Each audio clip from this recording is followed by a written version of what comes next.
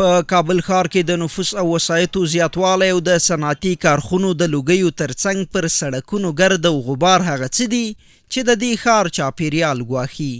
د دغه ګواښ د له منځه وړلو لپاره د کابل ښاروالۍ د زرغونتیا ریاست له لوري د بوټو د کینولو بهیر پیل شوی ترڅو د هوا ککړتیا کمه او ښار ته ښکلا ور وبخي.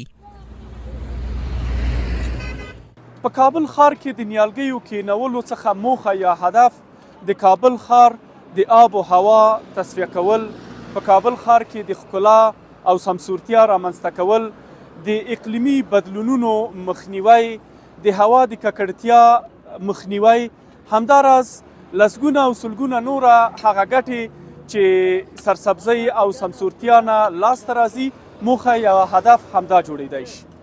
د زرغونتیا ریاست په پام کې لري چې څه باندې 1 میلیون بوټي د کابل ښار په مختلفو ساحو کې کینوي چې دغه لړۍ د امیر المؤمنین د فرمان مطابق پیل شوی او د حمل د میاشتې تر وروستیو به دوام ولري. ټول ټال د کابل ښاروالۍ د راتلونکي 1404 کال پسرلي لپاره څه باندې 1 میلیون نیالګي، ګلان او مختلف النوع بوټي په پام کې لري چې په پارکونو، ګلدانونو، شنو شریدونو، پیاده روونو، تپو او غونډیو کې کینوي. البته په 15 د کاب یهود باندې د امیر المؤمنین صاحب د فرمان له مخې دغه لړۍ پیل شوې ده او د حمل تر وروستیو پورې تر څو چې په کابل کې آب و هوا ډیره نه ګرمه شوي، تودوخه ډیره نه لوړه شوي، نو انشاءالله د منګه د ونو بوټو ګلانو د کینولو کرلو دا پروسه او دا لړۍ به روانه وي. د زرغونتیا ریاست مرستیال ښاغلی سراج الدین پټان له عامه خلکو څخه هیله کوي چې د دغو بوټو په پالنه کې خپلې مرستې ونه سپموي او د دې ترڅنګ باید خپلو ماشومانو ته اجازه ورنه کړي چې یاد بوټي متضرره کړي. د خلکو همکاري، د خلکو مرسته موږ سره ډیره اړینه ده، ډیره مهمه ده. د خلکو څخه هیله کوو چې اول خو په خپلو کورونو کې، په خپلو حویلیو کې، په خپلو باغونو کې د خپل کور مخې، د خپل دکان مخې، د خپل مارکیټ مخې کې یو نیالګی، یو ونه، یو ګل، یو بوټی کینوي او د هغو کفالت، روزنه، پالل، آبیاري په غاړه واخلي.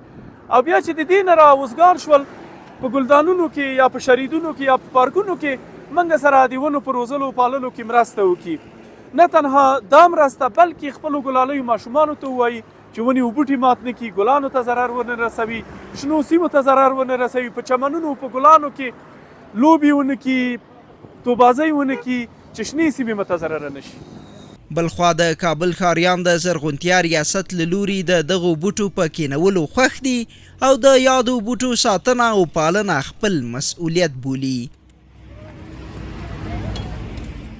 دغه بوټي چې نن ښاروالي په 14مه یا 15مه ناحیه کې دي، دغه ډېر د وطن د آبادۍ په خاطر یا د کابل د سرسبزۍ د شینوالي په خاطر باندې دي.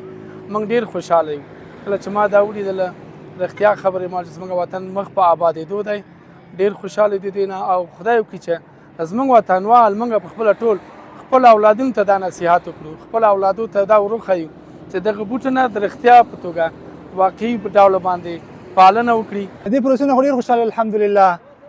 دا د وطن په خیر باندې او د خلکو په خیر باندې ده، دا د الله نعمت ده. دغه هغه چې دي ونې چې دي دا چې دي د اکسیجن تولیدوي، د پر یو انسان ژوند تړلی ده. دغه ساتنه نه تنها د دولت د کارکوونکو ښاروالۍ والا ده، زموږ تاسو هم ده، دغه عام وګړي چې کوم دي دغه باید هم په دغه ساتنه کې پاملرنه وکړي. د ونو او بوټو کرل، د شنو سیمو ساتنه او د ښاري نظم مراعات هغه ګامونه دي چې هیوادوال مو له ناروغیو او ښار مو له ککړې هوا ژغوري. ضیاءالله هیلمن، پولیس راډیو، کابل.